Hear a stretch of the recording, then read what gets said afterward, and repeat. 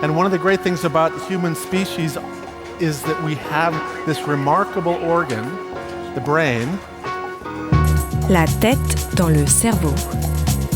Biologie, cervelle, synapses, neurosciences, physique.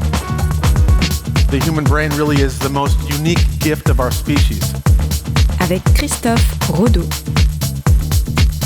Que se passe-t-il dans notre cerveau lors des derniers instants de la vie ? Que se passe-t-il au niveau cérébral à l'instant de notre mort ? À ces fatidiques questions, des chercheurs viennent d'apporter certaines réponses. La tête dans le cerveau.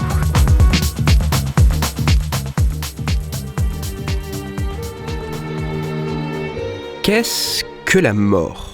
Grande question, complexe question.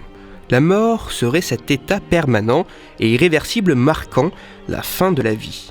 De manière plus pragmatique, l'arrêt définitif de l'activité du cerveau et du tronc cérébral est l'un des critères retenus pour déclarer la mort d'un individu. Mais que se passe-t-il dans la tête ? Et que se passe-t-il dans le cerveau d'une personne qui meurt ? À cette question, qui vraisemblablement hante l'humanité depuis très longtemps et sans même s'aventurer dans le domaine incertain de l'après-vie, peu de réponses sont connues. Certains pourraient vous relater ce halo, ce tunnel, cette lumière qui les guide jusqu'à la mort. Même s'ils ont frôlé la limite, se sont promenés à la frontière entre vie et mort, ces individus qui ont vécu une EMI, une expérience de mort imminente, sont bien vivants pour en témoigner. Ils ne sont pas réellement morts. Et à l'inverse, les personnes définitivement mortes ne sont pas revenues pour en témoigner. Que se passe-t-il dans le cerveau d'une personne qui meurt ? Sans entrer dans les considérations philosophiques ou métaphysiques, c'est la question à laquelle des chercheurs ont essayé d'apporter des réponses pragmatiques, d'apporter des réponses biologiques, en étudiant le fonctionnement du cerveau de personnes dans les derniers instants de leur vie.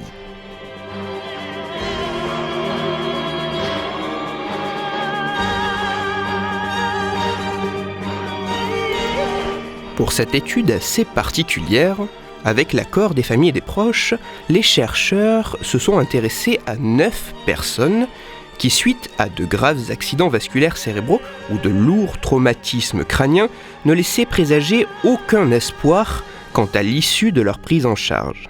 En termes plus crus, ces 9 personnes allaient mourir. Et rien, ni personne, ne pouvait y faire quelque chose. Si ces individus ont été étudiés par les chercheurs, ce n'est pas seulement car l'issue était inéluctable, mais aussi car chacun de ces patients avait été équipé au moment de leur prise en charge à l'hôpital d'électrodes d'enregistrement directement au contact de leur cerveau. Initialement, ces électrodes placées à la surface du cortex cérébral ou implantées dans le cerveau avaient pour but de mesurer au mieux l'évolution des lésions cérébrales de chacun des patients. Pour leurs travaux, les chercheurs ont utilisé ces mêmes électrodes placées par les médecins, mais cette fois-ci afin d'étudier le plus précisément possible ce qu'il se produit dans le cerveau de ces individus au moment de leur mort. Les résultats sont impressionnants.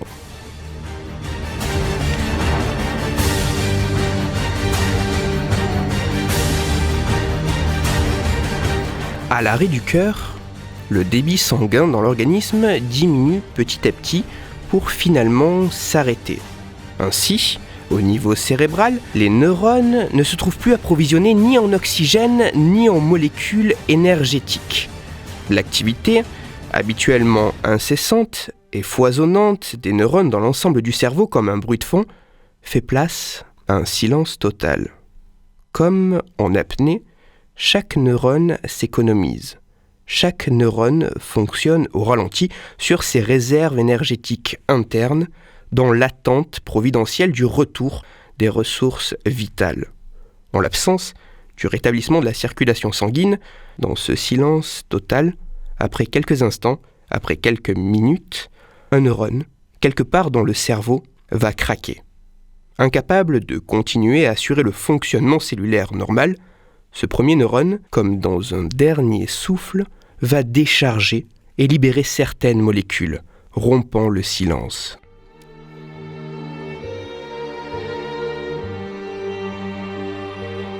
Ces molécules, dont une, le glutamate, va activer et entraîner le craquage du neurone voisin.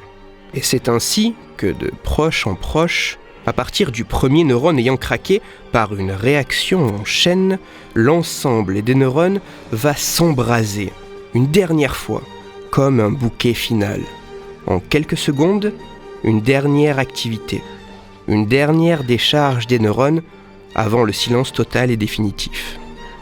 Même si de nombreux mystères sont encore non résolus, notamment en ce qui concerne la conscience qu'un individu peut avoir lors de ses derniers instants de vie, par cette étude, les chercheurs ont permis d'en apprendre un peu plus sur ce qu'il se passe dans le cerveau au moment de la mort. Plus qu'un simple silence, c'est à la suite d'un embrasement général d'un bouquet final que le cerveau semble définitivement s'éteindre. En étant confronté à l'étude de certaines pathologies ou comme aujourd'hui à la mort, la difficulté de la position du chercheur est de pouvoir garder à distance la lourde charge émotionnelle afin de conserver une position neutre sur la question étudiée. Bien que derrière chaque chercheuse, bien que derrière chaque chercheur se trouve un individu normal et sensible, cette position de neutralité est essentielle afin que les résultats scientifiques conservent leur caractère objectif. Toutes les références de ma chronique se trouveront sur mon site Cerveau en argot. Et pour approfondir la chronique d'aujourd'hui, je vous renvoie vers un article disponible gratuitement sur Internet. Cet article a pour titre « La mort telle qu'elle n'avait jamais été vue ». Il est écrit par Yann Verdeau et il est à lire sur le site leséchos.fr. Pour discuter science et cerveau, vous pouvez me retrouver sur Twitter, @Christophe-Rodo, R-O-D-O, sur la page Facebook de La Tête dans le Cerveau et sur mon blog Cerveau en argot. Je vous rappelle que si vous, auditeurs, vous avez des questions ou des sujets dont vous voudriez que je parle, n'hésitez pas à me le faire savoir directement sur mon compte Twitter, sur la page Facebook ou par mail à l'adresse latettedanslecerveau@gmail.com et j'essaierai d'y répondre dans une future chronique. Christophe Rodo. La tête dans le cerveau.